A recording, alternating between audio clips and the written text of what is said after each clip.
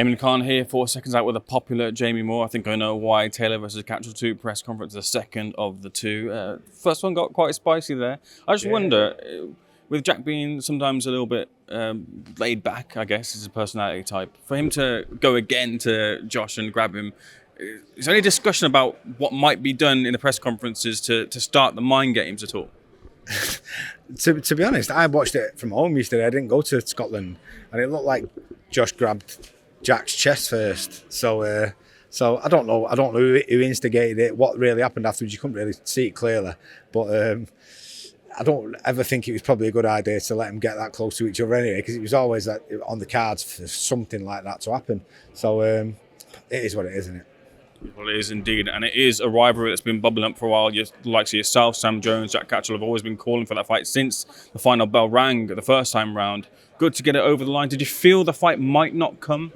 Well, a few times over the last couple of years where, did agree to the fight and it fell through, and then you just sort of get the feeling that it's never going to happen. So I am glad it's happened for Jack. I think British boxing needs these type of rivalries. Trying to look at it from the outside looking in, everybody loves a genuine grudge match. As Eddie mentioned yesterday at the press conference, Groves, Froch Groves, and Ben Eubank, those types of rivalries. This is at the highest level, and it's genuine. Everyone can sort of tell and they can read into it when there's that little bit of needle, but it might be not as authentic as it is with these two, and it's genuine. And it's been brought about not by them; it's been brought about by controversy surrounding the first fight. So the story's there, the narrative's there, and you've got two characters who are sort of like chalk and cheese. So it makes a nice little story, and I don't know how it's going to go down today. I don't know how feisty it's going to get, but it'd be interesting. Happy with it landing in Leeds? Yeah, it's close enough to us. It's like 45 minutes away. So literally from my door to the arena is about 45 minutes. So yeah, I mean, in an ideal world, we'd have liked it in Manchester, and Josh wanted it in Scotland, but it comes on neutral ground, and I think that's as fair as you can get it. Can you say to what you feel Josh has gone on to do? I know that he's had the single fight after it, and that was to Teofimo Lopez, has lost, but a lot of people kind of dissect that fight and say that Josh isn't maybe the force he used to be. Do you feel the same way? Well, I think it's disrespectful to Teofimo Lopez to say, Josh Taylor's finished because Lopez beat him. Insane. Lopez is one of the best fighters in the world. He's a phenomenal fighter. So I know Josh did lose to him, and it was a competitive fight, even though Lopez won wide on the cards. But there's no shame in that. So to try and look at it and go, yeah, he's finished, you're getting him at the right time, to me is insane. And if we thought that, then we'd be stupid. So we have to give him the utmost respect in terms of the way he applies himself to the game plan, his training, which I know Jack is an ultimate professional. He'll always do that. And then as long as we, I've always believed massively in Jack, no matter who it's against. And as long as he's got enough time, he's in good shape, and he follows the tactics and does exactly what he's supposed to do, then I firmly believe he'll beat not just Josh Taylor, but every 140 fighter in the world. Considering what a lot of boxing fans feel that Jack won the first fight, what more does he have to do to cement the victory this time around? Well, I mean, you're talking about stuff about what are out of our hands. For me, he won the first fight, and if he does the same again, he should get the decision. Because if the judges do the job right, and that's just the long and short of it in my book. Maybe Taylor's going to come tactically different because he's been in there with Jack before, and I've seen interviews where he said he underestimated Jack, and I'm not in the position to say he did or he didn't, because I'm not in Josh Taylor's mind. So if we assume that he did, then we feel like he's going to come better this time. So we'll see. But Jack's very adaptive. He's good at controlling the pace. He's good at taking people's best assets away from him. So it tactically, build-up wise, character-wise, it all makes for a massive fight. Any conversation as to who the judges will be, or wanting strong judges in there? I haven't had any of those conversations yet. I'm pretty sure that'll be probably dealt with 2 or 3 weeks before. I mean, it's not my job, it's the manager's job and the promoter's job to decide. I will get a say. They'll ask me if we're happy with that, and me and Jack are happy with it. But yeah, I'll be closer to the fight that. Moving forward, also on the undercard of Gill versus Barrett, saw Vong there. Good fight, by the way, in terms of so early in the career to be matched up in this type of fight. We don't usually see that, so good to see that being implemented, and Vong and yourselves having the confidence in putting him in there.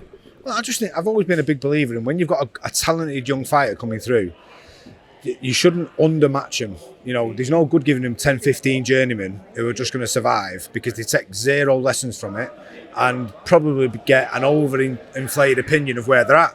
Whereas I believe Cameron's good enough to beat Jordan Flynn, even though I know Flynn will give him problems, and he'll probably drop a couple of rounds against him, and there'll be competitive rounds. So that means Cameron in the long run is going to be a way better fighter for the experience of it. So why would you not be matching kids with people like this? So I think it's good. And you know, the worst case scenario is Cameron slips up but gets loads of lessons on board, and I don't see that happening because I've got that much faith in him. But that's a worst case scenario. So you know, it's win-win. I read online that it seems like the trilogy between Taylor and Cameron isn't likely to happen now, and they're going separate directions, at least for the interim. Is that the case? What do you know about the future of Chantal? I really have no idea about what's going on. It's like I'm a coach. It's nothing to do with me, so I have no idea what's going on. I believe it's also been said that she's split with Eddie Hearn and Matchroom. Is that the case? Do you know? I've no idea. Like I say, that's the manager's and Chantal's job. I've no idea what's going on. Disappointing in the sense that you can't get the trilogy then, though, if it is the case. Well, I mean, everyone wants to see a trilogy when the two fighters at the top level have gone 1-1. So in an ideal world it would happen, but we're not in an ideal world. Jamie, just a couple of final things for me. We're verging on AJ versus Ngannou. Do you feel that Ngannou can do anything to pose problems like he did to Tyson Fury to Joshua this time round? Listen, I really don't know. You know, he's stylistically different. There's a lot of questions. Did Fury underprepared? Did he take his eye off the ball? Did he underestimate him? And also Joshua, to me, looked the best he's looked for years in his last fight. So there's a lot of questions, and it's intrigued me. I'm really looking forward to it. You know, is Ngannou as good as what Fury made him look, or was it Fury's performance which has made him look better than he actually is? So we'll see. But I also think maybe he's done Tyson Fury a favour, because maybe he did take his eye off the ball and underprepared, which is certainly not going to be the case now. He's going in with someone like Usyk, so it might have done him a favour. How would a guy like AJ, who's not usually in against someone who's bigger than him, get round those big long arms of Ngannou, which Tyson Fury seems to have a problem with? Good question. But and you know, people have criticised AJ's style over the last couple of years because he seems to have gone away and he's worked with a lot of different trainers, and he seems to have added to his style, even though it's not made it as exciting to watch as it used to previously.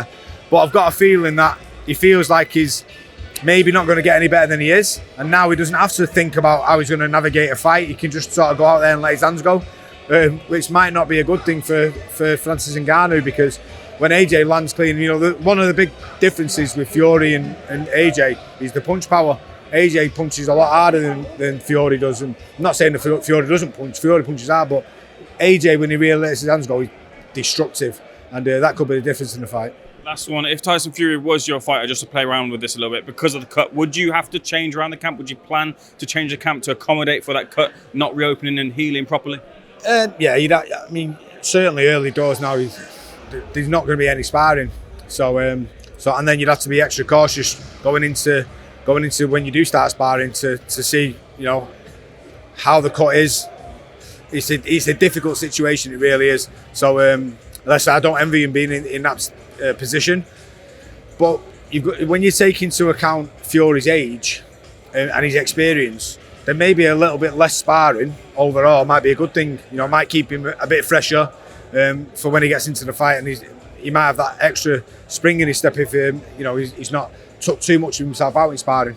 Jamie, good conversation. Looking forward to the press conference. Thank you so much for speaking. Thanks, sir.